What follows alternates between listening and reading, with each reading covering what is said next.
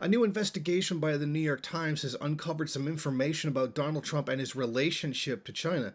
Far be it from this supposed conspiracy that the Chinese control the Clinton Foundation and the Democratic Party or some kind of nonsense like that, but that Trump has sought extensive business projects in China for years and has even maintained a Chinese bank account, one that's used to evade taxes for the most part. Now, this really shouldn't be surprising. Someone who tries to build hotel chains across the world would naturally try to create hotels across the world and thus would have things that would facilitate doing that business, like having a bank account. So it's not unsurprising that this is true. But what's wrong about this is the fact that he did not tell anybody that he was doing it, especially with his entire tirades against China and how China being a currency manipulator, which is an accusation that goes back more than a decade. I mean, I believe it goes back to the Bush era, accusing China of carrying out this kind of alleged currency manipulation, even though every country in the world manipulates their currency to some degree or another, which makes the accusation meaningless, especially coming from the country that forced their way to making the United States making its currency the world's reserve currency and then using that to manipulate whole banks, international organizations, and place sanctions on people. But I digress. Now, this Chinese bank account was used to evade taxes to some degree, and now they said, the newspaper said that it was controlled by the Trump International Hotels Management, and it paid $188,561 in taxes in the country from 2013 to 2015. So he paid Chinese taxes. So in those couple of years, he paid almost $200,000 in those years to the Chinese government.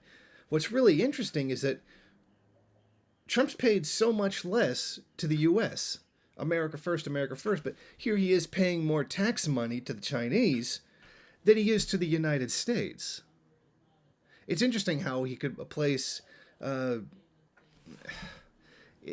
Of course, the whole America First thing is complete nonsense, and it's just part of his aesthetic, and it's not a real platform that he actually holds. But while the tax records don't show much money has moved through the foreign accounts, meaning he hasn't really done that much business, the IRS mandates that these filters disclose the portions of their income that are coming from foreign countries, which he has not done.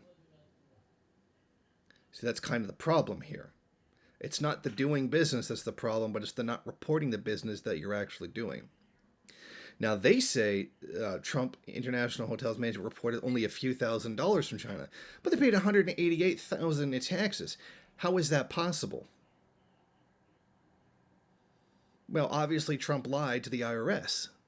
Well, that really should not be surprising given how very little he pays in U.S. taxes and claims he pays, and then he really doesn't. And the whole purpose of this office and this bank account was to explore the potential for hotel deals in Asia, which very likely to be true, but it was still tax evasion.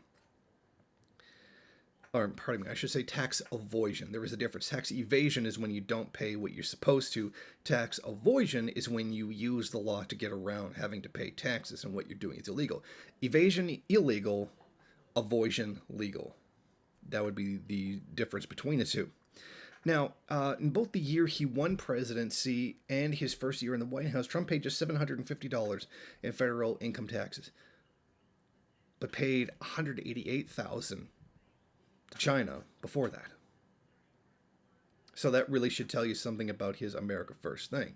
I mean, by this, we could make the claim that he cares more about China than he does the U.S. Obviously, that would not be true, but that is the situation that people could interpret this. And it shows a little bit more about the unethical dealings of Donald Trump. Thank you for watching. If you like this program, then please head over to my Patreon page and set up a monthly donation. It's your donations that keep this program running. Also, if you would like, please rate, comment, subscribe, and share in various social media.